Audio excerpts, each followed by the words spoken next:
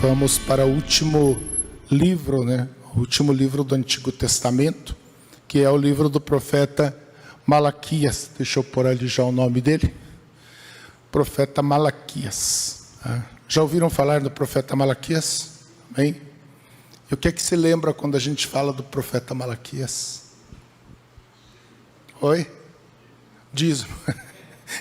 É essa a resposta que eu queria. Porque é muito martelado, em cima disso, a gente já sabe de cor, Malaquias 3:10, trazei os dízimos à casa do Senhor, e aí você pode fazer prova e tal, mas será que é isso que o Senhor quer dizer para a sua igreja? Então nós vamos ver, e vamos descobrir que muito mais do que falar a respeito de dízimos e ofertas, o profeta Malaquias, ele nos ensina quem é Deus, quem é o Senhor. Ele ensina sobre a misericórdia de Deus. É um livro grandioso, irmãos, e gostoso de ler. Algumas partes até um tanto engraçadas, na maneira com que Deus se refere ao seu povo. Então, é importante nós aprendermos e entender também que o profeta Malaquias, ele está já assim prevendo a futura vinda de Cristo, que iria acontecer aí em aproximadamente 400 anos após a escritura desse livro. Então vamos em frente.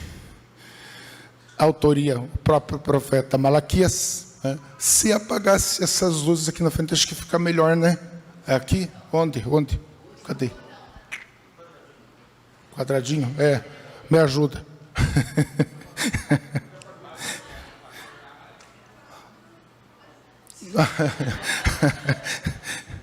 Tá, é automático o negócio, Então tá bom. Não, eu jamais ia pensar aquele negócio lá para apagar a luz, daqui da frente é diferente. Ficou melhor, Profeta Malaquias, data aproximada 450 a 430 a.C. Nome em hebraico, ele significa o mensageiro, ou anjo. Anjo, mensageiro, na palavra de Deus é intercambiável, O anjo, o mensageiro é a mesma coisa. Aqui eu já trouxe um versículo que não é o que fala de dízimo, já para vocês terem uma ideia, como é maravilhoso, Você lê a palavra de Deus, e o profeta diz uma coisa muito interessante para nós. Porque eu, o Senhor, não mudo. Por isso vocês, filhos de Jacó, não foram destruídos. Quando Deus fala, eu não mudo, qual é o atributo de Deus que está sendo revelado aqui? Imutabilidade. Gente, se nós crescêssemos num Deus que muda, nós estávamos perdidos. Porque aí, de repente, Deus ia falar, Jesus Cristo é o Salvador. A salvação é pela graça. De repente, na outra semana, Deus mudaria. Falou, gente, não é mais assim. Mudei de ideia. Agora é pelas obras. Mas nós cremos num Deus que não muda. Então, Deus, o Deus eterno, Ele é perfeito em todos os seus atributos. Se eu falasse para vocês que Deus deu uma melhoradinha, no passar do tempo, Deus está um pouco melhor hoje do que há milhões de anos atrás, eu já não estaria falando a respeito do Deus da Bíblia. Porque se Deus tivesse espaço para mudar, para melhorar, é porque Ele não seria perfeito. Se Deus reduzir alguns dos seus atributos, diminuir alguns dos seus atributos, Ele não seria o Deus da Bíblia, porque o Deus da Bíblia, Ele não muda nem para mais, nem para menos. Por quê? Porque Ele é perfeito. Diferente de nós. Nós somos ruins, falhos, e mudamos. Uma hora nós estamos aqui, eu sou de Jesus, eu quero cantar, eu quero fazer, de repente a gente dá aquela esmorecida. Ou às vezes a gente está meio mal das pernas, Está difícil espiritualmente, de repente se acorda. E louva a Deus, e quer fazer a obra de Deus, e quer trabalhar. Ou seja, nós mudamos. Nós somos seres mutáveis. Por isso a Bíblia fala para a gente não confiar no homem. Tá? Deus, Ele não muda. Nós mudamos e precisamos mudar para melhor. E a gente só consegue mudar para melhor quando nós damos ouvidos à palavra de Deus. Quando nós ouvimos o Senhor falar conosco. E como nós ouvimos? Pela sua palavra. Deus se revela pela sua palavra. Então, contexto histórico. Nesse período, a comunidade judaica enfrentava desafios espirituais. O culto deles estava difícil. Era muito religioso, muito formal. E com baixíssima intimidade com Deus. Sacerdotes negligentes. Estavam fazendo a obra de Deus de qualquer jeito. Fazendo por fazer. O que mais? Casamentos mistos com estrangeiros. O povo de Deus tinha orientação para se casar entre eles, entre a nação de Israel, e o povo estava deixando esse preceito de lado. Falta de justiça social. Gente querendo dinheiro, e muita gente pobre, sofrendo com a miséria, sem receber ajuda, e ajuda até do povo de Deus. Questionamento sobre a fidelidade de Deus. Então são coisas que o povo estava fazendo na época. E Deus levanta o profeta Malaquias para exortar. E alguém um dia já falou aqui que os profetas, eles sempre estavam exortando. Isso é uma verdade. Mudem.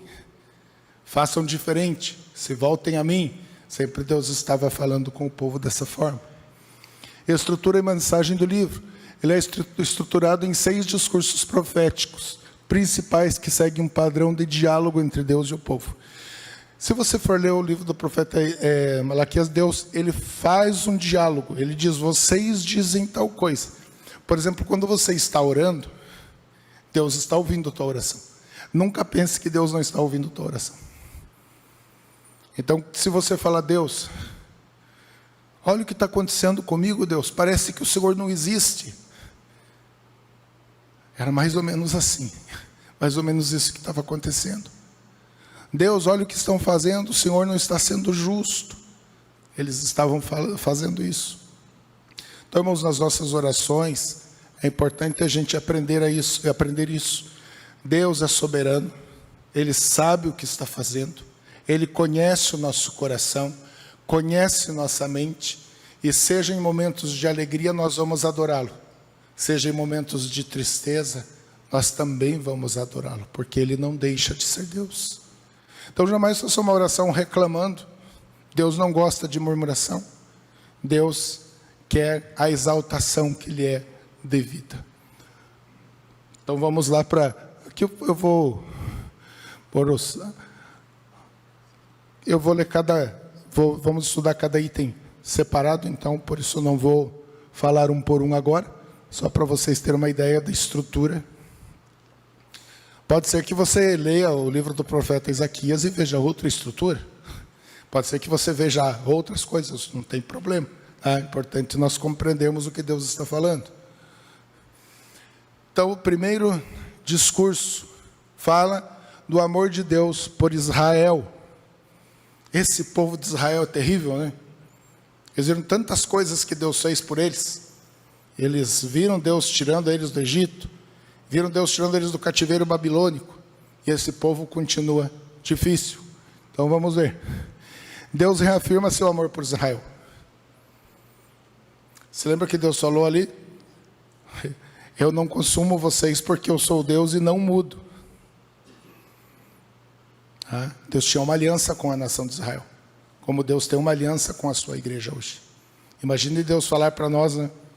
Olha, gente, eu sou Deus e não mudo, por isso que eu estou mantendo vocês vivos, hein?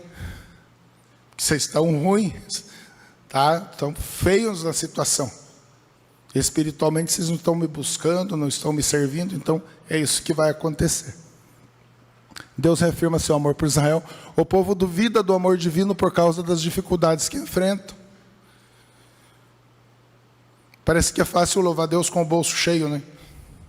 Com saúde, com a família em ordem, mas quando vem as situações difíceis, a gente tende a reclamar, por isso nós temos que vigiar. Deus lembra que escolheu Jacó e rejeitou Esaú. mostrando sua fidelidade ao povo da aliança. Então vamos ver o que Deus fala. O Senhor diz: eu sempre os amei. Deus amou o povo dele desde a eternidade. Antes que nós existíssemos, Deus já nos amava. E assim, com a nação de Israel, o povo escolhido de Deus, Ele está dizendo: eu sempre os amei. Mas vocês perguntam: como é que nos amaste? Gente, Deus já tinha dado prova de amor. Deus já tinha feito tantas coisas por eles, preservado esse povo, e eles estavam duvidando do amor de Deus. E Deus fala: eu sempre os amei. Então, como vocês perguntam como o que o Senhor nos ama? Será que o Senhor nos ama mesmo? Eu estou em dúvida. E Deus dá a resposta. O Senhor responde: Esaú era irmão de Jacó, mas eu amei Jacó e desprezei Esaú. Fiz dos montes de Edom uma desolação e dei a sua herança aos chacais do deserto. O que Deus está dizendo aqui? Deus está falando de dois povos. Deus está dizendo: eu amei Jacó. Quem era Jacó?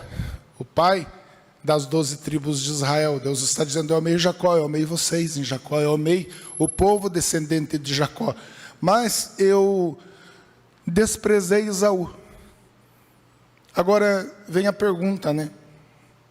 Por que Deus amou Jacó e desprezou Esaú? A resposta você encontra em Romanos no capítulo 9, versículo 20 a seguir, onde a palavra de Deus vai dizer que Deus escolheu Jacó antes de Jacó ou Esaú ter feito bem ou mal, para que ficasse firme a eleição. Deus resolveu escolher. Dizer que foi porque o Jacó era legal, era bonzinho, gente, quem conhece? A irmã falou: não. Jacó era um trapaceiro. Jacó era terrível. E Esaú também. Eu não sei qual dos dois era pior. Mas Deus escolheu o Jacó, amou o Jacó e desprezou Esaú. Deus está dizendo para o povo dele, para Israel: eu acabei com o povo de Edom. Eu não amei o povo de Edom, que era Esaú. Eu amei Jacó, amei vocês. E vocês estão me perguntando ainda, estão questionando o meu amor por vocês. Irmãos, será que hoje para nós caberia um questionamento? Deus, será que o Senhor nos ama mesmo? A resposta está na cruz. A resposta está em Jesus Cristo. Se você algum dia, no teu coração, no momento difícil, você pensa: Deus, será que o Senhor me ama? Não olhe para a situação, olha para Cristo. A resposta é clara, objetiva. Ele se entregou por amor a nós. E aqui, o óbvio para Jacó é Deus dizendo: eu cuidei de vocês. Eu acabei com Edom, mas eu cuidei de vocês. Eu amei vocês. É isso que Deus está dizendo. Outro discurso: a condenação dos sacerdotes. Irmãos, pensa nos sacerdotes relaxados, os levitas. Eles tinham a obrigação de cuidar do templo, mas aquilo estava tudo abandonado. Um culto horrível diante de Deus. Um momento muito ruim para a nação de Israel, porque se tornou ali simplesmente uma religiosidade, sem intimidade com o Senhor. Então vamos lá. O filho honra o pai, e o servo respeita o seu senhor. Se eu sou pai, onde está a minha honra? Ou seja, Deus estava se sentindo desonrado pela nação. Deus dirige essa palavra aos sacerdotes, estava se sentindo desonrado pelos sacerdotes. Então vamos ver o porquê. E se eu sou o Senhor, onde está o respeito para comigo? Eu, o Senhor dos exércitos, pergunto isso a vocês, sacerdotes que desprezam o meu nome, mas vocês perguntam: como desprezamos o teu nome? Gente, Deus se dirige aos sacerdotes, e Deus está dizendo para eles: vocês me desprezam, vocês não estão nem aí comigo, vocês foram chamados para me servir, para orientar o povo, e vocês estão me desprezando, não estão me honrando. Quem dera houvesse entre vocês alguém que fechasse as portas do templo. Olha o que Deus está dizendo. O culto estava tão ruim, inaceitável ao Senhor de amor, ao Senhor Todo-Poderoso, que Ele está dizendo: quem me dera que ao invés de vocês fazerem o que vocês estão fazendo, alguém fechasse as portas do templo. Vamos acabar com isso. Acabe fez isso, né? O rei Acabe fechou o templo para dar adoração a deuses estranhos. Deus até compara, irmãos, nessas passagens, Israel com outras nações, e falou: até outras nações estão me honrando e vocês não. Então quem me dera alguém fechasse as portas do templo. Eu gosto de trazer para nós, imagine que tristeza nossa se Deus chegasse e falasse: eu não estou me agradando do culto de vocês. Ao invés de alguém abrir as portas, é melhor que feche de vez. Põe mais um cadeado ali, que o culto está horrível. Graças a Deus, irmãos, que o Espírito Santo tem nos ensinado a adorar ao Senhor. E sempre podemos melhorar, né? Quem me dera também que não acendessem em vão o fogo do meu altar. O fogo no altar nós sabemos que simbolizava a presença de Deus. O que adianta isso? Vai lá o sacerdote e acende o fogo do altar. Outro vai apresentar um sacrifício. Mas está ruim isso aí. Não é para mim que vocês estão fazendo. Passou a ser uma coisa assim, natural, uma religiosidade. Teve um dia, não foi nessa igreja, um rapaz chegou e falou para mim: pastor, hoje eu vim no culto porque eu não tinha o que fazer lá em casa mesmo. Tá bom. Não é isso que Deus quer. Deus quer o nosso coração, o nosso louvor, a nossa adoração. Imagina a gente falar para Deus: eu não tenho o que fazer, então eu vou lá na IBD. Eu não tenho o que fazer, então eu vou cultuar hoje à noite. Vamos. É necessário que o nosso coração se volte a Deus. Então Deus está reclamando disso. E com razão, é claro. Deixa eu voltar um pouquinho. Eu não tenho como trazer todos os textos, porque é um estudo panorâmico. Mas se você tiver tempo de ler na tua casa, nesse momento Deus cobra os sacerdotes, e Ele diz o seguinte: por acaso, se fosse para o governante de vocês, vocês levariam as ofertas que vocês têm trazido a mim, que sou Deus? Ele fala: vocês levariam um animal coxo, ou seja, um animal com defeito, cego? Deus fala até, irmãos, eles estavam levando até ofertas que tinham roubado. Imagine nos dias de hoje, a gente rouba alguma coisa e vem por aqui na salva, né? Que coisa absurda. Então Deus fala com eles. E aí Deus, Ele fala uma coisa tão pesada, irmãos, para eles. Ele falou assim: eu não aceito a oferta de vocês. Eu vou fazer uma coisa com o que vocês estão fazendo. Até nas festas vocês me desonram. Eu vou pegar o excremento dos animais e passar no rosto de vocês. Deus falou isso? Falou, só você ler. Olha o desagrado de Deus. E ainda Ele diz: e depois ainda vocês vão ser misturados, vão ser levados embora com esses excrementos. Veja como Deus estava vendo o coração dos sacerdotes. A adoração a Ele era odioso perante Deus, tudo o que estava acontecendo. Então o profeta Malaquias, ele tem essa função de exortar e trazer o povo de volta para Deus. Agora, discurso de casamentos mistos e infidelidade conjugal. Terrível também. O povo de Deus sabia que eles deveriam escolher entre as judias, entre o próprio povo ali, a sua esposa, e ser fiel a ela. Isso não mudou. Isso não mudou. E aí o que Deus está dizendo? O povo se casa com mulheres, né? Só para um comentário. E esse é o problema. Casam com mulheres estrangeiras, as mulheres estrangeiras tinham os seus deuses, elas eram idólatras, e o povo acabou se corrompendo mais ainda. E é por isso, irmãos, que as igrejas cristãs não devem, e aqui nós não aceitamos, casamento misto. O que é um casamento misto? É um homem cristão ou uma mulher cristã se casar com uma pessoa que não é cristã. A tragédia é clara. Vai acontecer abandono, vai acontecer sofrimento, e isso desagrada ao Senhor. Então, nós como cristãos, precisamos nos casar com pessoas cristãs. Essa é uma norma clara. Se um jovem chegar para o pastor Léo e falar: pastor, olha, eu conheci uma menina sensacional, de família, muito legal, gostei muito dela, estou apaixonado por ela, estou querendo começar um namoro.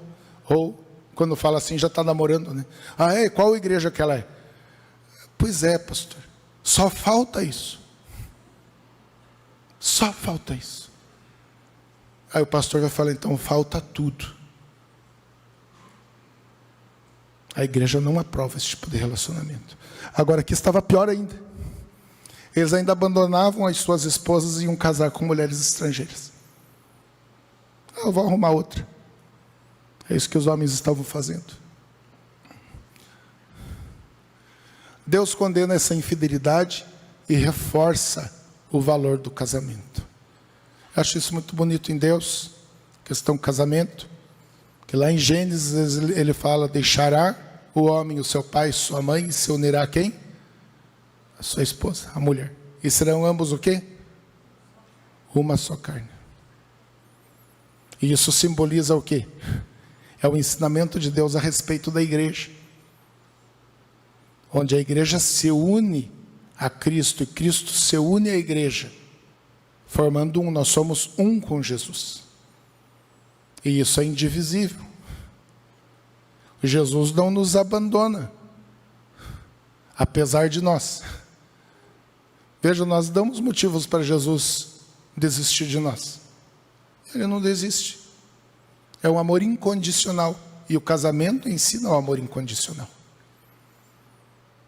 Deus nos ensina a sermos fiéis, e o povo aqui estava fora dessa norma, não estava obedecendo. Vamos lá, é o que está acontecendo. A outra coisa que vocês fazem, Deus está falando com eles: cobrem de lágrimas o altar do Senhor com choro e gemidos, porque Ele já não olha para a oferta, nem aceita com prazer. Então Deus não estava olhando para a oferta deles e nem aceitando as suas ofertas. E o que eles faziam? Eles estavam chorando. Ainda havia uma certa sensibilidade. Eles estavam chorando no altar do Senhor porque o Senhor não aceitava as ofertas deles. Deus não estava recebendo as ofertas deles. E aí Deus vai falar: eu vou dizer por quê para vocês. Precisamos buscar isso, né? Deus, eu quero te adorar, e eu peço que o Senhor aceite a minha adoração. O que eu faço? Como eu faço? E a Bíblia nos responde. Então vamos lá. E vocês perguntam: por quê? Porque Senhor, porque a resposta de Deus: porque o Senhor foi testemunha da aliança entre você e a mulher da sua mocidade. No dia do teu casamento, Deus estava lá. No dia do meu casamento, Deus estava ali. Deus é testemunho do casamento. E para o homem ou para a mulher que pensa em adulterar, ele precisa saber disso. Você está traindo a Deus. Você está investindo contra Deus. Irmãos, eu tenho uma filha. E o Cassiano casou com ela. E o Cassiano sabe que se ele fizer algum mal para minha filha, ele vai saber comigo. Eu sou mais velho que ele. Mas graças a Deus está cuidando bem. Agora, cada mulher aqui é uma filha de Deus. Então nós, homens, temos o papel de cuidar das filhas de Deus. E não traí-las, não desprezá-las. O movimento feminista está falando: não, a mulher é forte também. Ah, não, irmãos, claro que a mulher tem a sua força, tem a sua inteligência, tem a sua sabedoria dada por Deus. Os valores são os mesmos. Mas aprove ao Senhor fortalecer o homem para cuidar da mulher, para honrar a Deus cuidando da sua esposa. A Bíblia não está dizendo que a mulher é inferior. A Bíblia nos ensina que são valores iguais, mas com papéis diferentes, e que o homem deve cuidar da sua esposa. E os dois devem cuidar do seu relacionamento. Os dois devem ser fiéis um ao outro e serem fiéis a Deus. Eu gosto de repetir uma coisa, às vezes a repetição faz com que a gente vá aprendendo. E uma vez eu achei muito bonito alguém falar que para um casamento ir bem, você precisa primeiro buscar o bem do seu cônjuge, aquela pessoa que você ama. Você precisa servir, fazer o bem para aquela pessoa. Isso é bonito, é romântico. Porém a Bíblia vai mais a fundo ainda. Quer ter um casamento feliz? Quer ter um relacionamento que honre a Deus? Que o seu relacionamento, o seu casamento, seja para a glória de Deus. Quando nós fazemos para a glória de Deus, as coisas dão certo. Se a Bíblia manda o homem amar e cuidar da sua esposa, como Cristo amou a igreja, para o homem fazer isso. Caso contrário, ele está indo contra a palavra do Senhor. Se a mulher deve cuidar e honrar o seu esposo, segundo a palavra de Deus, que ela faça isso com amor. E que os dois façam juntos essas tarefas, para que o fardo dos dois seja bem leve. Que a mulher desperte esse amor no homem. E a mulher sabe como fazer isso. E que o homem desperte na esposa essa segurança, essa visão do cuidado do marido para com ela. Não dá para falar muito, né, irmãos, porque é um estudo panorâmico, mas de repente um dia a gente se aprofunda um pouco mais nessa área. Então, Deus estava falando algo aqui para o homem. O Senhor foi testemunha da aliança entre você e a mulher da mocidade, a quem você foi infiel. Por isso Deus não estava aceitando também, era mais um dos motivos. Você foi infiel à tua esposa, você abandonou tua esposa, você casou com uma estrangeira, e agora vem trazer uma oferta aqui para mim. Eu não quero isso. Irmãos, Deus quer a nossa obediência. Ele nos quer para Ele. Quer coisas. Sabe quando você peca, né, e está com a consciência pesada e fala, sabe de uma coisa, eu vou comprar uma cesta básica e dar para o pobre. Não mudou nada. Não mudou nada. Nós precisamos pedir perdão a Deus e nos arrepender dos nossos pecados. Então Deus está condenando aqui também. Quarto discurso, o dia do juízo e a justiça de Deus. Povinho, né? Eles estavam questionando a justiça de Deus. Vocês estão cansando o Senhor. Eu coloquei ali embaixo, até cansando no hebraico, né? Significa fazer Deus se desgastar. Porque alguém podia falar, mas como assim Deus se cansa, irmãos? Deus estava olhando aquele culto, aquela representação, sabe, as pessoas tentando parecer o que não eram, uma hipocrisia total, querendo adorar a Deus sem cumprir a sua palavra. Então Deus estava se cansando com aquelas ofertas horrorosas, horríveis que eles levavam para Ele. Deus estava se cansando com as palavras deles agora, falando coisas totalmente contra o Senhor. Olha o que eles chegaram a falar, né? Vocês estão cansando o Senhor, as suas palavras, e ainda perguntam em que nós cansamos, né? Que inocência, né? Nisso de dizerem, aqueles que fazem o mal passam por bons aos olhos do Senhor, e é desses que Ele se agrada. Ou, onde está o Deus da justiça? Sabe quando você está numa dificuldade como cristão, está sofrendo, e aí vê o teu vizinho lá, o ímpio, de repente adúltero, idólatra, e está no bem bom, está tranquilo, parece que está tendo uma vida bem sossegada. Imagina você falar para Deus, Deus, eu creio em Jesus, eu vou lá, glorifico o teu nome, mas parece que o Senhor se agrada aqui do meu vizinho que é injusto, não é cristão, só faz a coisa errada, o Senhor dá tudo para ele. existia uma reclamação aqui. E ainda eles falavam: onde está o Deus de justiça? Às vezes o mundo nos questiona, né? Vai. Você diz que é de Deus, é cristão, olha o que aconteceu com você. Não é cristão? Então por que está passando por essa situação difícil? E a resposta é: o Senhor sabe o que faz.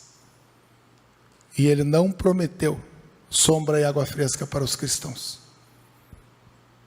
Ele não disse: creia em Jesus, compre uma rede, estenda na sua garagem e deite lá e espere a vinda de Jesus.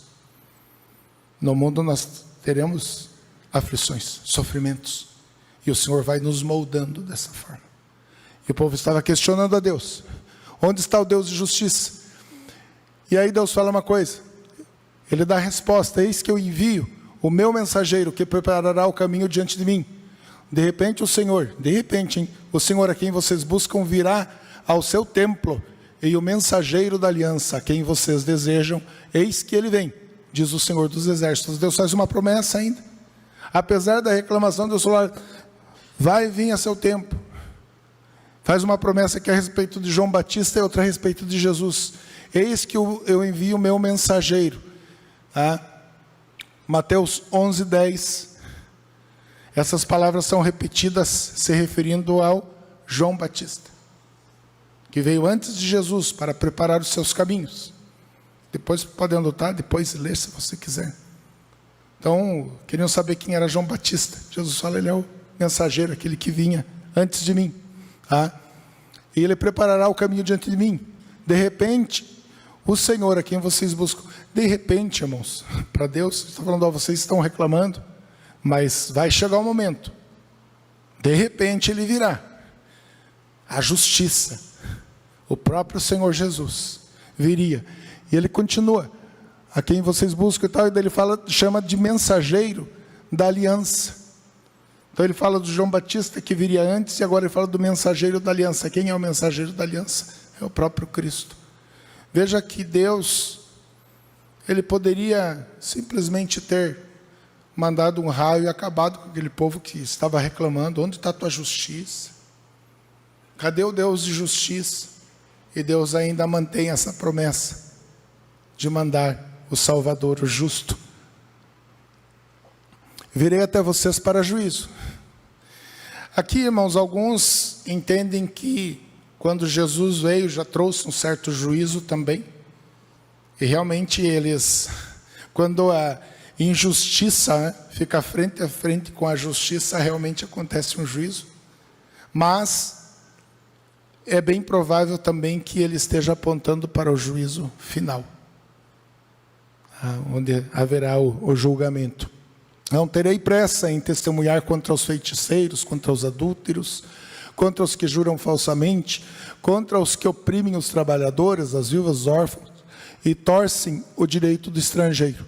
E não me temem, diz o Senhor dos exércitos. Então aqui ele está falando que vai fazer justiça, vai julgar os feiticeiros, aqueles que não ajudam os pobres, não ajudam os necessitados.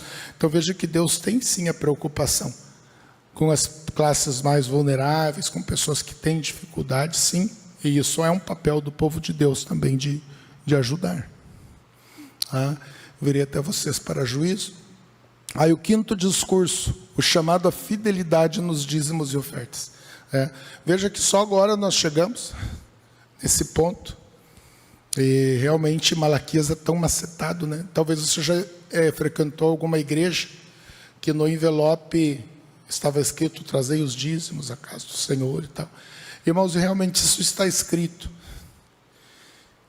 E alguém já falou, eu não sei quem falou, mas você prova qualquer coisa que você quiser pela Bíblia. Você prova.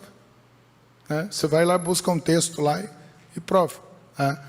Então aqui Deus vai dar alguma orientação. O povo negligencia os dízimos e ofertas, roubando a Deus. É isso que está escrito? Está escrito. Deus promete bênçãos materiais e espirituais àqueles que forem fiéis. Está escrito? Está escrito. Ele desafia Israel a testar sua fidelidade. É o único local na Bíblia que Deus fala: esperem, façam prova de mim. Tá? Então vamos ver. Será que alguém pode roubar a Deus?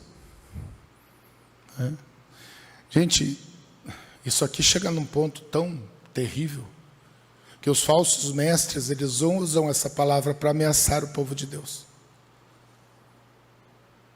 Está pior, muitas vezes pior do que estava acontecendo lá no tempo do Malaquias. Eu já vi um pastor bem conhecido na televisão dizer o seguinte: você pode cultuar Deus, pode crer em Jesus, está tudo bem, mas se você não dar o dízimo, tá, você está roubando a Deus, então você vai para o inferno, porque os roubadores não herdarão o reino dos céus. Veja que distorção da palavra. Eu olho para a igreja e digo: agora a graça já não vale mais. A cruz, ela é inutilizada, a morte de Jesus é inutilizada porque você não deu o dízimo. Isso é uma mentira. É um absurdo fazer isso. Deus está cobrando aqui o seu povo, porque Deus estava cobrando aquela nação segundo a sua lei. Deus estava cobrando aquele povo a agirem conforme o que estava escrito na lei. Tá? Então vamos para frente para ver. O povo pergunta aqui: te roubamos? E Deus responde nos dízimos e nas ofertas: com maldição vocês são amaldiçoados, porque estão me roubando, vocês, a nação toda. Deus realmente está dizendo isso. Vocês estão me roubando, então vocês já estão debaixo da maldição. Deus está falando para aquele povo, para a nação de Israel, porque eles deviam a Deus aquele culto no templo, oferecer sacrifícios, animais. Eles deveriam fazer isso e não estavam fazendo, por isso Deus está cobrando eles dessa forma. Veja que até a promessa de Deus abençoar, de Deus enriquecê-los, veja que daí já não bate com o que nós vemos hoje. Você pode ser uma pessoa que oferta, que dá o dízimo, mas de repente você não tem o dinheiro que gostaria de ter. A bênção financeira que você gostaria de ter. Não é que Deus está falhando. É porque não há uma promessa dessa forma para nós. Não é dessa forma que Deus está agindo com a sua igreja. Jesus disse uma coisa que nós temos que ter em mente: o meu reino, o quê? Não é desse mundo. Então tudo que nós fazemos não é para nós, é para Deus. Eu sei que Deus nos abençoa, irmãos, como Deus nos abençoa. Nós cremos na provisão de Deus em todas as áreas da nossa vida. Ele é o sustentador do universo, sustentador de todas as coisas e da nossa fé também. Deus é poderoso, Ele é maravilhoso. E Ele dá a quem Ele quer dar, e Ele tira de quem Ele quer tirar. E Ele leva ao sofrimento quem Ele quer fazer sofrer, e Ele tira do sofrimento quem Ele quiser tirar. Mas para nós que aguardamos a vinda de Cristo, os nossos olhos estão focados em Deus, o Senhor da nossa fé, o Senhor da salvação. E a promessa que nós temos é muito maior do que um bom rebanho de cordeiros, do que 300 camelos. A promessa que nós temos é que um dia o Senhor virá e nós estaremos eternamente com Ele. O Senhor é a nossa promessa, o Senhor é a nossa esperança. O povo de Deus precisa esperar sempre no Senhor. Irmão, se a promessa de enriquecimento fosse para todos os cristãos hoje, eu ficaria muito pensativo. Porque aqui nós estamos sentados em bancos confortáveis e tem até ar-condicionado. Deus nos deu isso porque Ele quis, não é porque nós somos bons, Porque nem eu nem você somos melhores do que o africano que está cultuando a Deus sentado no chão, sem ter o que comer. E ele glorifica a Deus e se alegra, e ele dança, e ele canta para Deus. E um dia nós estaremos morando com eles no mesmo lugar. Então a promessa que nós temos é a nossa salvação. A promessa que nós temos está em Cristo Jesus, o nosso Senhor. Então vamos ver. Aqui Deus falando, vocês, eu estou amaldiçoando vocês porque vocês estão me desobedecendo, eles estavam desobedecendo ao Senhor. Aí Deus diz: tragam todos os dízimos à casa do tesouro para que haja mantimento em minha casa. Irmãos, o dízimo no Antigo Testamento, ele estava muito entrelaçado com o culto a Deus. E quem mantinha o templo? Você lembra quem mantinha o templo? Quem trabalhava no templo? Os levitas. Os levitas eram encarregados de fazer toda a limpeza. Agora eu pergunto para vocês, os levitas tinham propriedades? Não. Tinham terra? Não.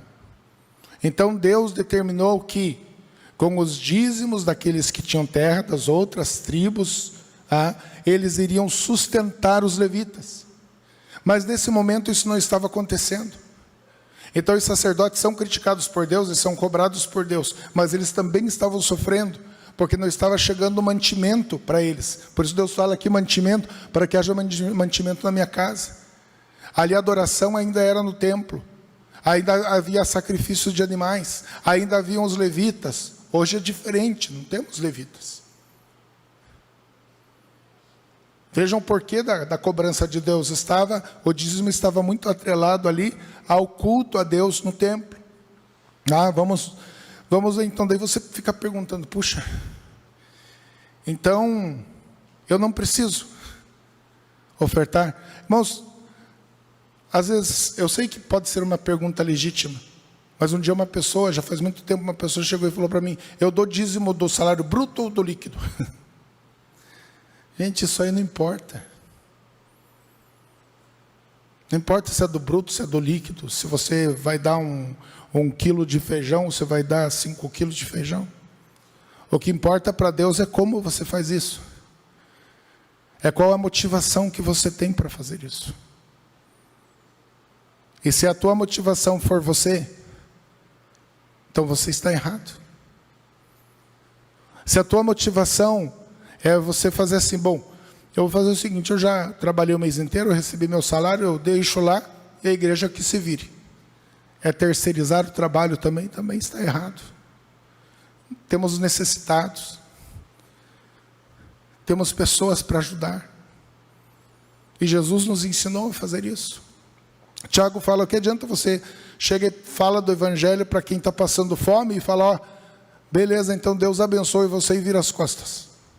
E deixa aquela pessoa com fome. Sabe, irmãos, devolver ou dar o dízimo, ofertas, não é tudo. Mas como a gente faz essa entrega? E se nós olhamos aqui para o Antigo Testamento, e alguns, um dia eu falei sobre isso, e um pastor falou, mas você está errado, como é que vão sustentar a igreja? Eu falei, bom, nós vamos pela palavra e não por ameaça. Deus não me autoriza a ameaçar ninguém. A igreja cristã não vai ameaçar ninguém para que a pessoa dê alguma coisa. Mas nós sabemos que toda a motivação nossa está em Cristo. Então vamos um pouquinho para frente. Bom, aqui Deus fala para pôr ele à prova, inclusive. Eu já vi um dia um pastor falar, gente, pode dar o dízimo, dá uma oferta grande aí, né? Aquelas coisas, né, que inventam. E ele disse, se Deus não abençoar você, se Deus não te dá um trabalho que você fique rico, eu rasgo minha Bíblia. Isso é uma afronta a Deus. Deus não autorizou a ninguém fazer isso. Eu não rasgo minha Bíblia, de forma alguma. Deus não é obrigado, irmãos, não existe obrigação nenhuma sobre a pessoa de Deus. Deus não é obrigado a salvar. Deus não é obrigado a te dar um bom emprego, Deus não é obrigado a te dar saúde, Deus não é obrigado a te dar uma boa família, não há obrigação nenhuma. O que é justiça? Justiça é receber o que lhe é devido. Se você trabalhou na tua empresa o mês inteiro, é justo que você receba o teu salário, aquilo lhe é devido. Mas o que é que Deus deve para nós? Deus não deve nada para nós, nenhum centavo. E se Ele quiser nos exterminar e lançar todos nós no inferno, Ele fez o que achou bem e Ele foi justo. Mas Ele resolveu nos amar e nos salvar. Gratuitamente. Graça absoluta. Nenhum de nós precisa fazer alguma coisa para ser salvo. Caso tivesse que fazer, já não seria graça. Se Deus cobrasse 1 centavo de cada um de nós por causa da salvação, já não seria de graça. Mas a salvação é de graça, irmãos. E é o fato de Deus ter nos amado e mandado Jesus Cristo morrer numa cruz por nós, é que deve nos motivar a ofertar, a adorar, a ofertar todo tipo de oferta, seja física, financeira, adoração, oração. Isso deve ser natural naquele que nasceu de novo. Natural. Você tem uma nova natureza. Você agora é de Deus, você é filho de Deus. Deus não precisa ficar olhando para você, vamos lá, cadê o meu? Você é um filho de Deus. Vamos em frente. Dízimo. Aí que está, irmãos. Quem defende o dízimo no Antigo, esse dízimo do Antigo Testamento, defende que deve ser continuado para hoje. Tá? Não estou perguntando, fique tranquilo. De repente você pode pensar, não tem problema. Se você quer devolver 10%, faz. Para Deus, faz. Ninguém está te proibindo de fazer isso. Mas acontece que os dízimos, irmãos, eram muito mais do que 10%. Para a tristeza daquele que quer, não, continua uma obrigação. Não era só 10%. Existiam 3 tipos de dízimo. Um era de 10%, o outro também era de 10%, e outro 10% do terceiro ano. Ou seja, daria 23,3%. E não somente 10%. Vamos ver, se você quiser anotar as referências, daí você anota. No Antigo Testamento havia 3 tipos principais de dízimos. Tá? Dízimo regular ou anual. É o dízimo básico da colheita. Então 10% por ano. Se a pessoa quisesse guardar mês a mês, ela guardava. Se ela quisesse dar no final do ano, 10%. Tá? Colheu 100 sacos de arroz, quanto que era para dar para o governo? Para o governo da casa de Deus? 10. Tá? Era isso. Tá? Então aqui já deu 10%, certo? Pode anotar ali a referência se você quiser. Outro dízimo das festividades. Irmãos, esse dízimo das festividades também era 10% de tudo que você produzia. E aí, o que o povo falava? Vamos supor que eu falasse, gente, vamos trazer o dízimo agora das festividades no domingo que vem. Aí você ia trazer bolo, você ia trazer o churrasco, ia ser uma festa que todos nós iríamos comer juntos com as nossas famílias. Era mais ou menos isso. Mais quanto? 10%. Já deu 20%. E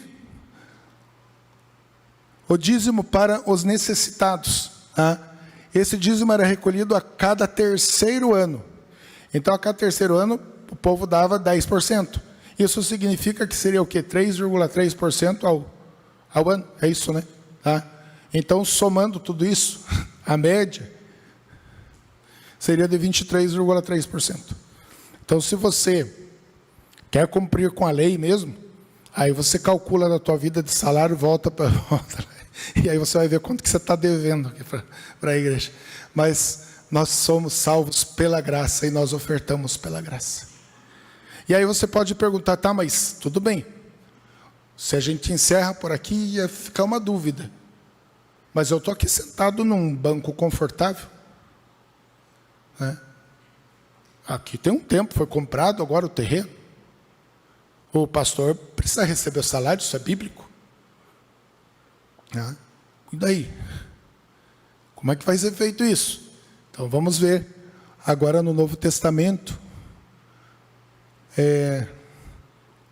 como ofertar. Segundo aos Coríntios 9 e 6, vai haver um ensinamento aqui. E isso afirma. Aquele que semeia pouco também colherá pouco. O que semeia com fartura também colherá com fartura. Aqui, irmãos, de repente você pode olhar e falar, puxa vida, então, eu ia dar 200 hoje à noite, mas eu vou dar 2.000, porque aí, né, eu vou ter muito mais. Não é isso que a Bíblia está falando. Semear, irmãos, quando nós falamos em semear, nós estamos falando do reino. Quando você oferta lá para o missionário, você vai colher junto com aquele missionário. A igreja vai colher. É claro que Deus nos abençoa financeiramente, mas nós estamos semeando no reino de Deus. E a colheita são as almas. Eu não estou falando, irmãos, de jeito nenhum que Deus não nos abençoa. É Deus que nos abençoa. O café da manhã que você acabou de tomar foi uma bênção de Deus. O teu salário, o teu trabalho, tudo vem do Senhor. E aprova o Senhor te dar, pela graça, a livre graça que Ele tem, Ele dá a quem quiser. Tá? Mas aqui o apóstolo Paulo, ele continua depois, ó, no versículo 7, cada um contribua segundo tiver proposto no coração. De repente você pensa, eu vou ofertar tanto. Segundo Tim Keller, a igreja gosta aqui, o pastor Léo e o seminarista Antônio gostam muito de Tim Keller. Tim Keller falou o seguinte, falou, irmãos, nós vivendo no Novo Testamento, nós deveríamos ser tão gratos a Deus que deveríamos esquecer essa coisa de 10%. Quando a gente olha para Jesus, a gente olha para o reino. Nós deveríamos ter o coração mais voltado ao Senhor e sermos menos egoístas e contribuir mais, dar mais. Não somente terceirizar apoio aqui na salva, no gasofilácio, seja lá qual for o nome, mas olhar os necessitados, doar, entregar, cuidar. Essa é a função da igreja, é a função tua e minha.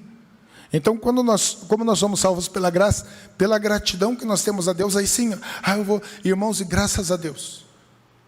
Eu dou graças a Deus, desde que eu entrei nessa igreja, eu nunca vi alguém aqui ameaçando a igreja, fazendo um discurso de não sei quanto tempo, para persuadir alguém a ofertar.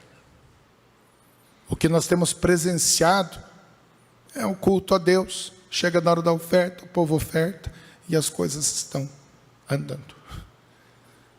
Então é o coração voltado ao Senhor, é isso que Deus quer. Deus ama quem dá com alegria. Ele deve falar, não faça isso com tristeza. Céus, ó vida, ó azar, vou ter que, né? Chegou a hora de desembolsar. Onde eu ouvi um pastor, não foi daqui, claro. Ele falou, gente, agora é a hora que ninguém gosta, agora é a hora da tristeza. Agora, como assim? Se é a hora da tristeza, é a hora da desgraça, então para, então não dê nada. Como Deus falou, fecha as portas. Então, é assim que Deus quer, com alegria, com alegria.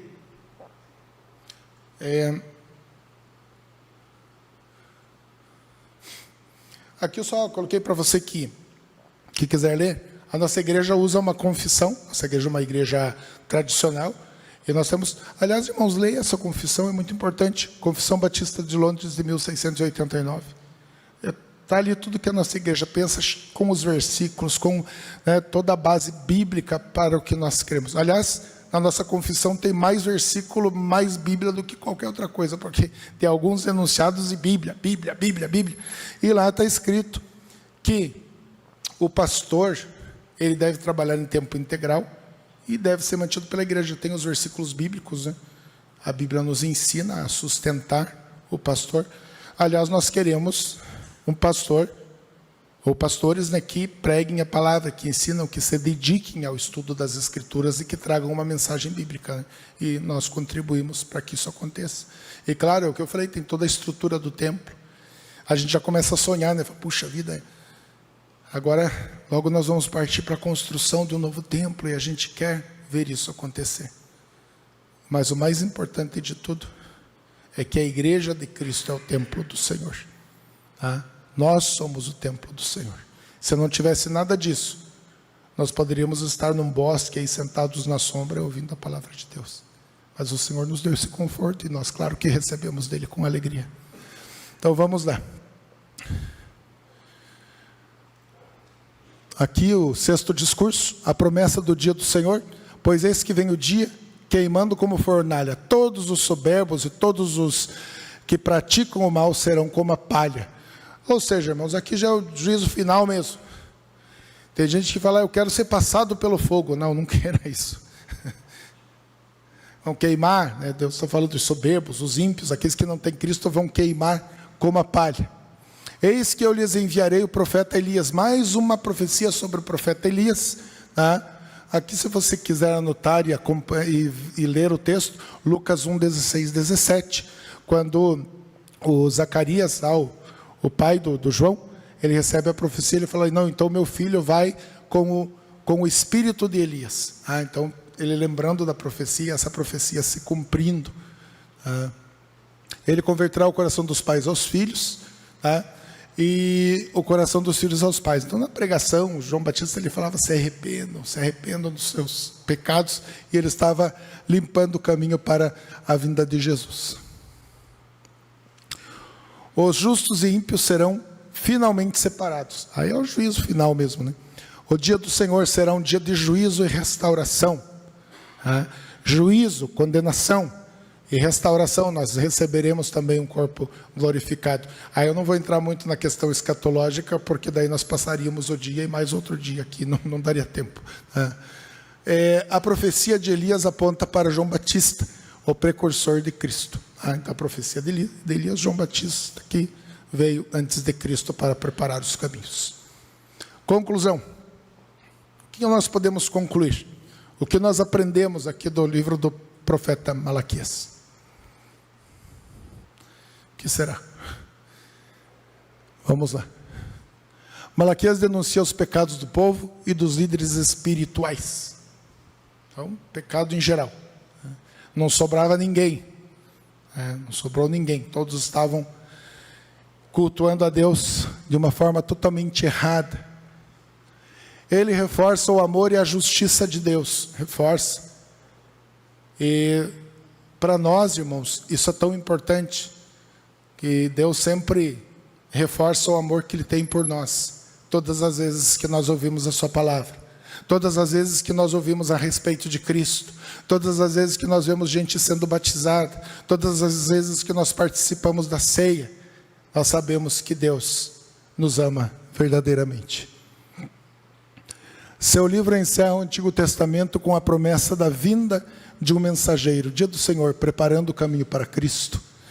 Então, fala do mensageiro, vinha João Batista, vinha Jesus, e nós estamos caminhando para o fim dessa nossa história aqui na Terra. Aplicação. O livro de Malaquias destaca a importância da fidelidade a Deus, em todas as áreas da vida. E realmente, irmãos, não adianta a gente se gabar por uma área que nós vamos bem.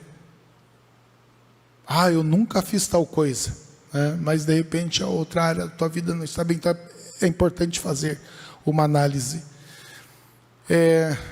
Se você quer acabar com o teu orgulho, acho que é importante a gente não vai acabar totalmente, né? Mas pelo menos a gente enfraquecer o nosso orgulho, é não falar das nossas virtudes para outras pessoas, mas fechar o quarto e falar para Deus. Aí nós temos que ter coragem, dobrar os joelhos e falar, Deus, eu tenho sido bom, hein? Deus, eu estou fazendo a coisa certa, hein, Deus? Porque para os outros, né, a gente às vezes tenta manter uma pose, né? Mas diante de Deus cai toda a casca, toda a mancha. E aí é a hora do arrependimento. Honrar a Deus com sinceridade. Sinceridade. Acho que quanto mais experiências nós temos com Cristo, nós vamos aprendendo isso. Não adianta a gente querer mostrar o que a gente não é. Não adianta. Servir a Deus. Posso servir a Deus? Outro dia eu já falei sobre isso. Quer ser feliz? Não sirva na igreja esperando reconhecimento, tapinha nas costas. Quer ser feliz? Não dê nada para alguém esperando reconhecimento. Quer ser feliz? Faça tudo para a glória de Deus. Obreiro que faz pensando em reconhecimento, pode ser que você não tenha. É muito bom fazer. a obra de Deus. Mas não faça esperando algo em troca. Tá? A gente se frustra. Vai doar algo para alguém? Doe. Mas não espere que aquela pessoa vai voltar e abraçar você e vai falar, muito obrigado. Faça para Deus. Fidelidade nos relacionamentos. Embora a sociedade pregue bem ao contrário, né? O povo de Deus, os cristãos, eles precisam ser fiéis um ao outro. Falei sobre isso agora há pouco, né? E Deus é testemunha. Deus vê todas as coisas. Às vezes nós nos esfriamos a ponto de achar que Deus não está vendo. Deus está vendo todas as coisas. E Ele quer nos ajudar. Ele estende a mão poderosa, a mão graciosa, para nos tirar do abismo. Então, fidelidade dos relacionamentos. Misericórdia. Irmãos, aqui nós temos o departamento de misericórdia. Doar, entregar, ajudar. Deus quer isso de nós. E com alegria, com amor. Eu não tenho. Um dia vai ter. Eu tenho pouco. Conversa com Deus. Fala para Deus, Deus, eu quero ajudar, eu quero contribuir. Não importa para Deus, irmãos, a quantidade, mas o coração. Você lembra da viúva pobre, né? Ofertar, é para fazer isso. Não vão falar depois que... não, agora sim, né? Não, irmãos, a questão é que nós fazemos não por obrigação, não por força da lei, mas por força do nosso coração transformado pelo Senhor. Esperança na vinda do Senhor. É o que mais nós esperamos. É o que mais nós esperamos. Um dia tudo vai acabar. Mas a nossa vida vai continuar. Mas vai continuar nos pés de Cristo. Então é o que mais nós esperamos. Tá? E aí nós encerramos. E eu peço a você que você medite. Pode ler, são 4 capítulos, pode ler o profeta, relembrar o que foi falado aqui.